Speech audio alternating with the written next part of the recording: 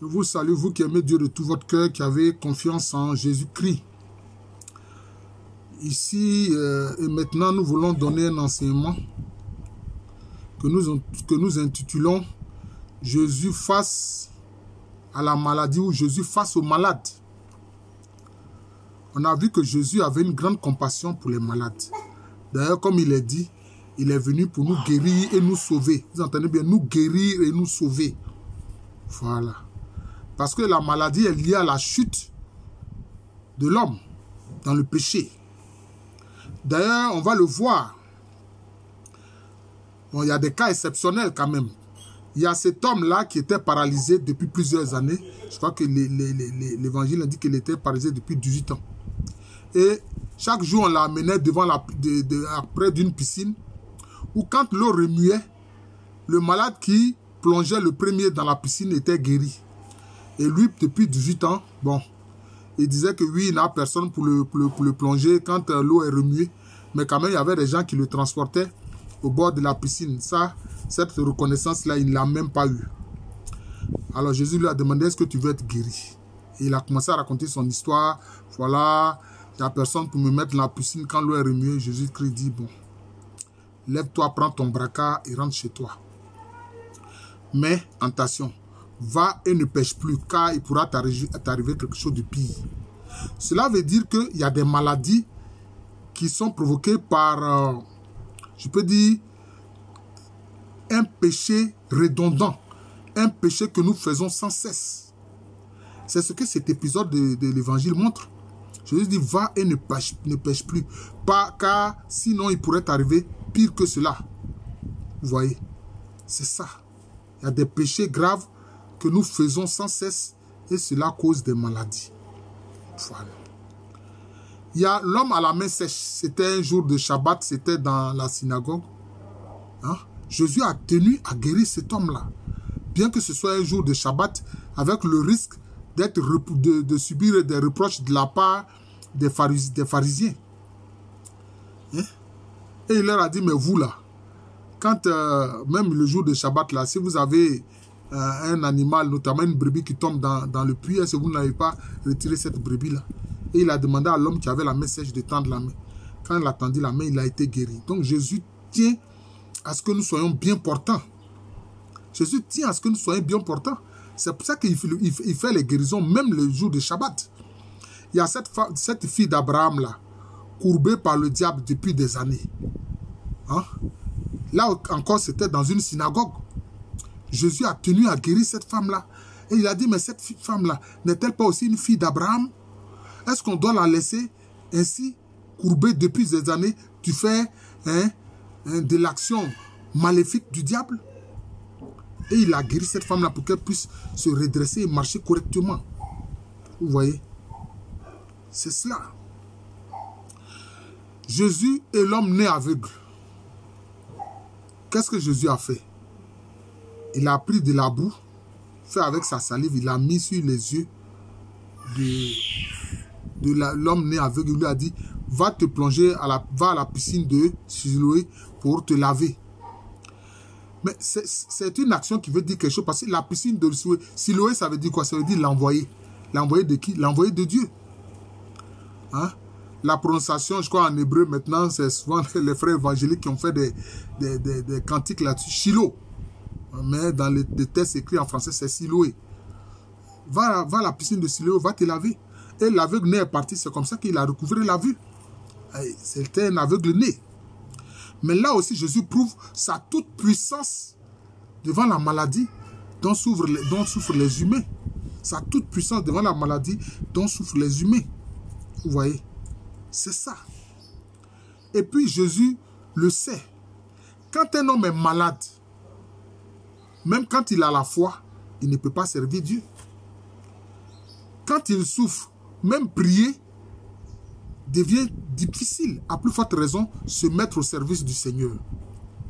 C'est pour ça que quand il arrive et que la belle-mère de Pierre souffre d'une fièvre terrible, on lui parle de cela, il va, qu'est-ce qu'il fait? Il lui tient la main et puis il dit, il la fait lever.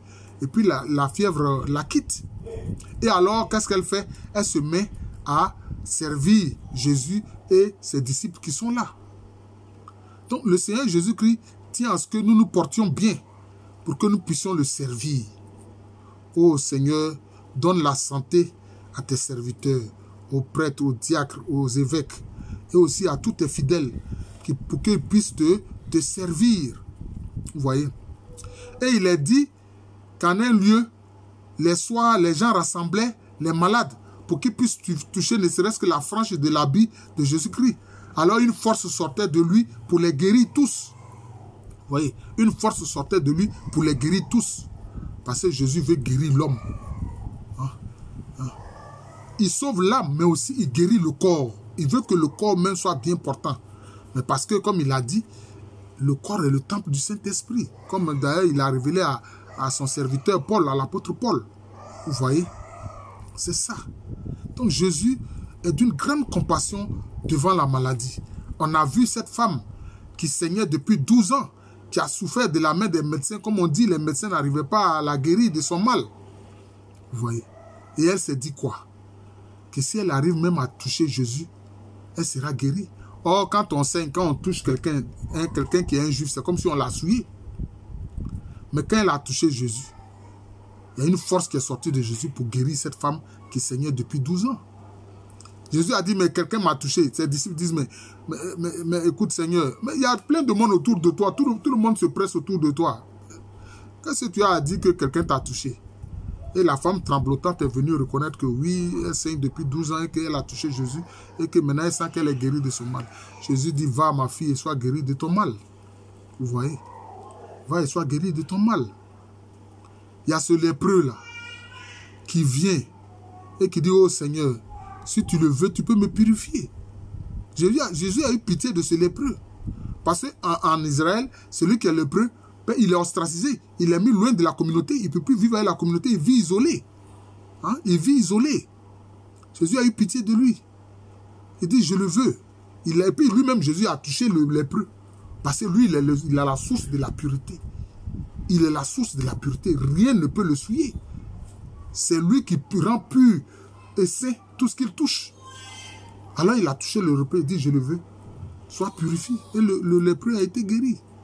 Il y a l'épisode des 10 lépreux qui sont venus à lui. Eux aussi, ils ont dit quoi? Seigneur, purifie-nous, délivre-nous de cette maladie, la lèpre, que les gens appellent lèpre, maladie honteuse. Il a dit, bon, okay, allez-y montrer au grand prêtre, et puis vous donnerez ce que Moïse prescrit dans la loi à ce propos. Mais des 10, c'est un seul qui est venu rendre grâce au Seigneur, et celui-là était un Samaritain. Donc vous voyez, Jésus devant la maladie, il a la compassion des malades, il a pitié du malade. Il a pitié du malade. Et dans certains cas de maladies causées par l'iniquité, il nous dit, fais attention, tu es guéri, mais va et ne pêche plus. Va et ne pêche plus. Voilà. Mais, il y a des cas de maladies où le Seigneur, ça concerne Saint Paul. Dans ses écrits, Saint Paul le dit. Il a vu en vision un démon venu planter un dard dans son cœur. Il a prié à 3 reprises le Seigneur Jésus-Christ de l'en délivrer. Le Seigneur Jésus-Christ lui a dit, ma grâce te suffit. Il lui a dit, ma grâce te suffit. Vous comprenez? Il lui a dit, ma grâce te suffit. Voilà. Et ce n'est même pas cela qui a tué Paul. Paul a été décapité. Voilà. Il était disciple du Christ, mais lui en même temps il était citoyen romain. Il était disciple du Christ, mais en même temps citoyen romain. Or, les citoyens romains, bon, eux quand ils sont condamnés à mort, c'est par décapitation. Voilà. Donc Paul fait partie de ceux qu'on appelle les saints céphalophores, c'est-à-dire les saints qui portent leur tête. Tout comme Saint Denis. Vous voyez. Donc, Jésus a pitié du malade. Et il veut délivrer les hommes de leur maladie. C'est pour ça qu'il a regardé les pharisiens. Et il était vraiment navré et désolé. Il dit, mais ceux-là ne veulent pas venir à moi pour que je les guérisse. S'ils viennent à moi, s'ils écoutent ma parole, je vais les guérir. Mais non, ces pharisiens persistaient dans le péché, persistaient dans l'opposition au Seigneur Jésus-Christ, persistaient à vouloir faire du tort au Seigneur Jésus-Christ. Vous voyez. Mais on le voit, pour venir lui demander s'il faut payer l'impôt à César ou non. Là, qu'est-ce qu'ils sont venus dire? Ils sont venus reconnaître ce que Jésus est. On dit, mais on sait que Jésus, Seigneur, tu es un homme vrai. que tu dis la vérité et que personne ne peut t'influencer, personne ne t'influence. Maintenant, pour le piéger, maintenant, ils lui disent, mais est-ce qu'il faut payer l'impôt à César? Mais parce qu'ils savent que tous les Juifs étaient hostiles à l'occupation romaine. Donc, s'il dit, oui, il faut payer l'impôt à César, ben, il va avoir l'hostilité de tous les Juifs parce que ceux-ci ne sont pas contents d'être sous la domination criminelle et cruelle des Romains. Mais s'il leur dit, ne payez pas l'impôt à César, là, il va se retrouver directement confronté au consul qui représente l'empereur et toute sa cohorte de soldats qui sont là et toute l'autorité romaine qui est là. Jésus leur a dit, mais pourquoi est-ce que vous voulez me tendre un piège? Montrez-moi une pièce. Alors ça te termine comment? Il dit, mais l'effigie là, c'est qui? C'est qui est écrit dessus là, c'est qui? On dit, c'est César. Il dit, bon, ok, rendez à César ce qui est à César. Il dit, donc, payez l'impôt, puis la pièce là, ça appartient à l'empereur. Donc, donnez l'argent à l'empereur, parce que c'est pour lui, c'est son argent, c'est sa pièce. Et puis maintenant, rendez à Dieu aussi ce qui revient à Dieu, c'est-à-dire faire la volonté de Dieu. Or, ces pharisiens ne faisaient pas la volonté de Dieu. Ils ne venaient pas au Seigneur Jésus-Christ pour que le Seigneur Jésus-Christ les guérisse. Donc, c'est Jésus face à la maladie et aux malades. Jésus guérit tous les malades, il veut guérir les malades. Voilà. Mais il y a des maladies pour lesquelles il peut décider de laisser ces maladies-là dans le corps de ses disciples parce qu'il dit que cette maladie-là ne va pas te tuer. Que tu es sous le sceau de ma grâce et cela te suffit. Parce que la grâce du Seigneur est suffisante. La grâce du Seigneur est totalement suffisante. Mais Seigneur, nous voulons être guéris de nos maladies. Parce que la maladie fait souffrir. Voilà. Et quand la maladie est grave, ben, on ne peut pas alors, on ne peut même pas avoir la force de te prier, encore moins te servir. Voilà. Je suis le frère Jean de l'amour de Jésus, c'est mon nom spirituel. Et à l'état civil, je suis le professeur Alou Kwame René. Je ferai un enseignement sur Jésus et la question du service. Parce que certains disent, mais comment est-ce que Jésus-Christ n'a pas pris position contre l'esclavage, contre la servilité? Pourquoi est-ce que Jésus-Christ n'a pas pris position publiquement contre cela? Je vais donner un enseignement là-dessus pour expliquer ce qu'il en est, ce que Jésus en dit, ce que Jésus dit du service. Voilà, comme je l'ai dit là, je suis le frère Jean de l'amour de Jésus, c'est mon nom spirituel. Et à l'état civil, je suis le professeur Alou Kwame René. Alors cette chaîne YouTube de moi, Jean de l'amour de Jésus, c'est une chaîne qui donne des enseignements. Voilà, il faut vous abonner. Comme ça, dès que je fais un enseignement, ben vous recevez cet enseignement-là directement parce que vous aurez été abonné à cette chaîne Jean de l'amour de Jésus. Ce n'est que votre connexion, hein, ce n'est que votre connexion. Et je vous invite à partager cela abondamment. Merci encore. Joyeux dimanche à tous.